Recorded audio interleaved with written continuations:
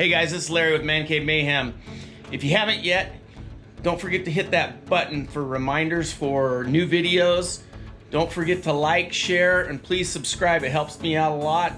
And I hope you enjoy the second half of the RZR Resurrection. And here's the video. All right, so still, like I said, I'm cleaning up these wires. Got these ends, put some new ends on this. These go to the stereo. So I labeled them and put some heat shrink ends on them. You can see these are just a lot cleaner than some of these other ends that were on here. Then I'm going up, and they set this car up pretty nice actually. They put in a Blue Sea fuse block. So I figured out what went to where, and so I kind of labeled it. I got the light bar labeled and the horn labeled, and I believe this is the stereo. I haven't got that going yet, but you can see kind of how Mickey Mouse these ends are. So I'm going to put some heat shrink ends on it and put this back together. I put heat shrink on these. I don't want to change them out because the wires are kind of short, so I managed to get some heat shrink over these and heat shrink them. So we're going to go ahead and pull these nasty ends off. I'll probably put loop ends on this so they'll be a little more secure. But yeah, the car's coming along really good. Like I said, I'm trying to button up different things on it until the parts come for the motor. Then we'll get into the motor. But right now I'm just trying to get everything else buttoned up, so once the motor's in, then we can get it built and get that thing running. Also, I had 2 sets of tires, so I was thinking in my head, I don't know much about these cars, but okay, I want to go with the bigger set if I can. And it actually had a set of just a pair of 1.5 inch spacers. So I put those on the back, and I also decided the offset was different. So these are actually the front rims off of the other set of wheels. So I'm running both front rims. This is a 26 by 9 R12, and this is a 26 by 11 R12. So that's what I'm running front and back. All right, so I got this thing all dialed in now. So I went ahead and pulled all the old wires or all old connectors off this, put some loop connectors on it, and I ran the heat shrink ones, so they're a lot cleaner. Then I labeled everything. Got the light bar, the horn, and the stereo. And then I just added these other fuses. Just in case I blow a fuse, I have an extra fuse. These are open fuse blocks, but it's a good place to store extra fuses. So I did that. So this little cleanup project is now buttoned up, and I'm good to go that way. And now I can put this back together and with confidence and know that I'm not going to have to worry about it shorting out or anything. Or at least if it does, it's my fault, not anybody else's. All right, this workbench represents a lot of the parts that I've purchased so far for this rebuild. And I've got part of the rebuild kit, but I've got the cylinder, but I haven't got the crank assembly or the pistons yet. I went ahead and I've got some used rear taillights because somebody had put halogen lights in the rear taillights and melted them. So I got rear taillights, and I've got an LED setup that the guy previously owned it had bought and never put in. And then I was in Harbor Freight and got this Badlands winch. It was on sale, so I figured I'd pick it up. And then here's some heater hoses that I purchased from Polaris, which weren't cheap, but I figured I'd replace these while I was down by the engine because they looked a little dehydrated, let's say. I also bought some brake pads, so I'm going to go ahead and probably start working on that today, since the car's all apart and I don't have the spacers yet. They're supposed to come today, so it might be good to put some new brakes in that. I just want a starting point. This thing only has 3,300 miles on it. I don't know how many miles are supposed to go on the brakes, but they look pretty close. So it may just be the way I'm looking at it. I might pull these and say, I'm not going to do them because they look good, but we'll take a look and see. So that's what I'm going to do now. Get going on those brakes, and then we'll get back with you. All right, I got the caliper off. In case you're wondering, it's two nuts, or 2 bolts. They are 15 millimeter bolts. to get the calipers off on these. And there's just 2 of them on the back side here. I don't know if you can see that. There's one, and then there's one down here. Anyhow, calipers hanging right now. I'm gonna fish it through here and try and see what we can do to get these brakes out. So I got the old pads off. They're probably about 50%. You can kind of see the difference there. So I'm gonna go ahead and change them out just so I have a starting point. You know, they probably didn't need to be changed yet, but I bought the pads anyhow, so let's go ahead and change them. Throw some blue Loctite on these. They had blue Loctite on them before, so I'm gonna go ahead and do that. And then we're gonna torque these to 30 PSI, and then we'll adjust this set screw on the back, crank it down until it stops, and then back it off a half turn. One side done, and we got to do the other front side, and then we got to do the 2 backs still, so we'll get those taken care of. All right, just got the spacers in. It so proudly says made in China, but hopefully they're good enough. They're pretty. That's 2 inches. I hope that's not going to be a problem. We're going to find out. I don't want to break the car, but I'm not going to be getting crazy in it. These even came with a little impact, you know, so you can install, you know, so you can get in here and install the lug nuts. So that's kind of cool. So that impacts for these lug nuts, they go in on the main one. And I think you're supposed to torque those down to like 30 PSI. And I'm going to go ahead and put Loctite on them just so we don't have any issues later on. But that's a good thing. So I'm going to start working on those brakes. And then we're going to put those spacers on and see how that makes the car look. That's all for now. All right, well, got the front brakes done. I'm not going to do the rear brakes just yet because we're pulling that all apart anyhow.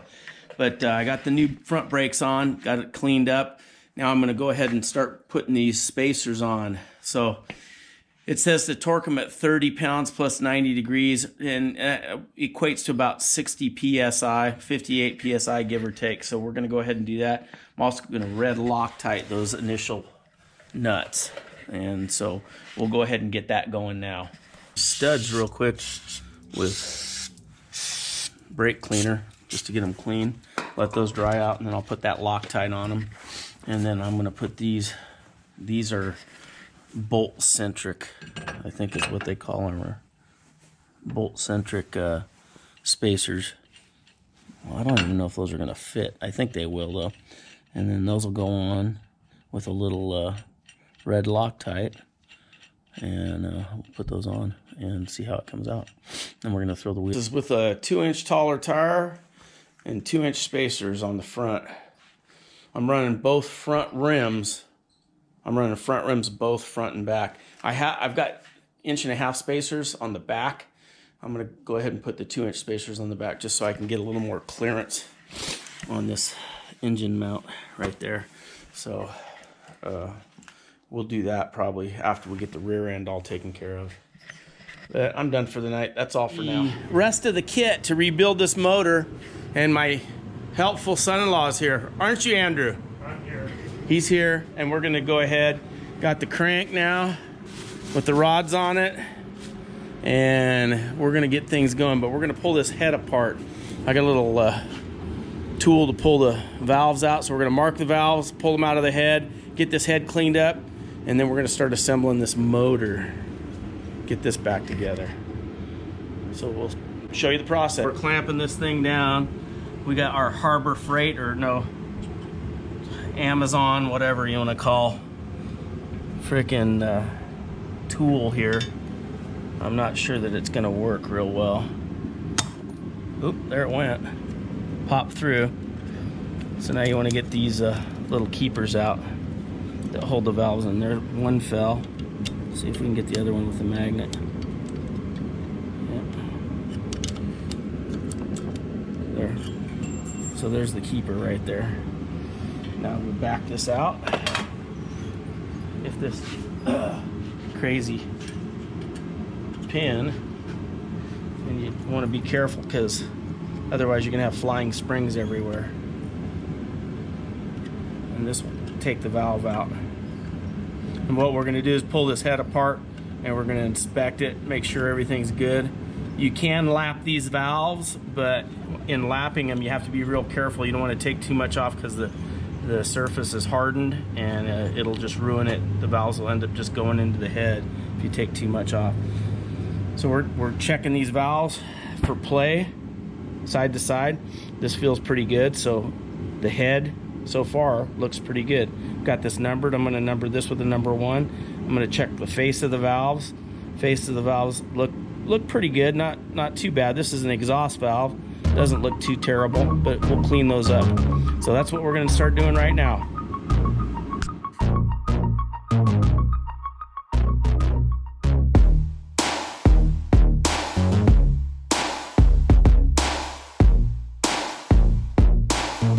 We got the valves out. They look pretty good. We cleaned them up. We got them numbered here, sitting on the table. We're going to clean all these up too because they're nasty. That engine had a lot of metal in it, so we're going to clean all that up. But it didn't seem to get to the valves. The face of the valves are a little rough, but not terrible. So we're going to clean those up. Might do just a light lapping on them. And we got this bad boy. I'm not going to come too close because that makes noise on the video. But I got it in the ultrasonic cleaner. So we'll show you. We got some Permatex plastic razor blades. They work great on these sensitive surfaces like on the cases. So we're going around cleaning up the cases, getting any extra sealant off of the cases before we put the new sealant on and put the cases together when we get the crank in there. So we're going to go do that first, and then we'll get back with it. We got the head out of the ultrasonic cleaner, so it's looking really good. Came out pretty clean. The seats look good. It cleaned it up really well.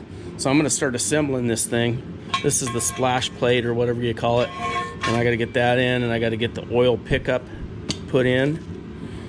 Needs a new O-ring. You got to make sure that seats really well. If you don't, you can have issues because you don't want it leaking through here. That's real important because you want that oil to be picked up and ran through the oil pump. Anyhow, got the new valve guide or valve seals for the intake valves right here. So these got to come off. And then these are just the steel ones that go on the exhaust valves right there. So those will go back on. I'm cleaning the springs right now for the valves. I got the valves lined up in order and numbered, starting 1, 2, 3, and 4. So I numbered it from this side where the temperature sending unit is in the water jacket hose goes into. So that's it for now. That's where we're getting at. So I'll start putting the lower part of this case together, and I'll get back with you after that. Working on getting the valve springs cleaned up. That one's still dirty. I'm putting them in. I'm keeping them with the valves that they came out with. I don't know that that's super critical, but I'm going to do it anyhow. I've been cleaning these up. Now I'm working on I'm going to go ahead and put the main bearing in and the counterbalance bearings in. And then we're going to set the crank into the upper half of the cases. So we'll start doing that right now.